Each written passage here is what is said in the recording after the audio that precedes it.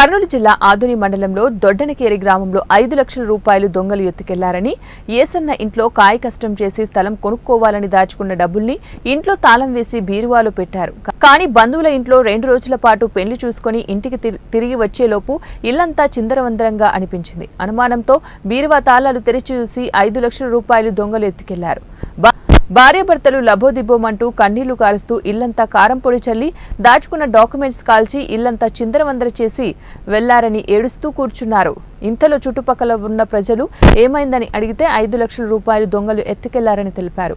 పోలీసులకి ఫిర్యాదు చేసి పోలీసులు కేసు నమోదు చేసుకుని దర్యాప్తు చేస్తున్నారు. డబ్బులు ఇచ్చినారు, నన్ను వస్తున్నానంటే తీసుకోరా లేకపోతే ఇంట్లో పెట్టేస్తానని ఆడ సుందర్ సింగానికి అంటే వద్దులేమా ఇంట్లోనే పెట్టి బీగాలు మరసంగా వేసి వస్తాను, పొద్దున్న వచ్చి అప్పులకి ఇవ్వాలి నాను, వేరే వాళ్ళు పెడితే ఇప్పుడు వాళ్ళు లట్టుకుని ఉండలేరు నన్ను వచ్చిన టైంకి అని చెప్తే సరేలే ఇల్లు బాగా బీగాలు వేసారా, వేసి రక్తం వేసారా అని చెప్పాను. అతను అంత జాగ్రత్త పెట్టి బీగాలు తీసుకొని ఆ ఇంటి బీగాలు ఇంతలా బీగాలు వేసాం, మేము చిన్నగున వేసలేం.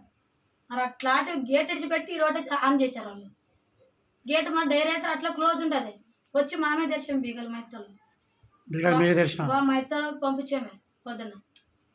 వాళ్ళు వచ్చి చూసి మాకు మరి రిటర్న్ ఫోన్ చేసి ఇట్లా చేశారు ఇంట్లోనంటే వెంటనే ఊరు నుంచి వచ్చాం, సూడు నుంచి మాడిబిడ్డ పెళ్లికి పోయింటాం మేము.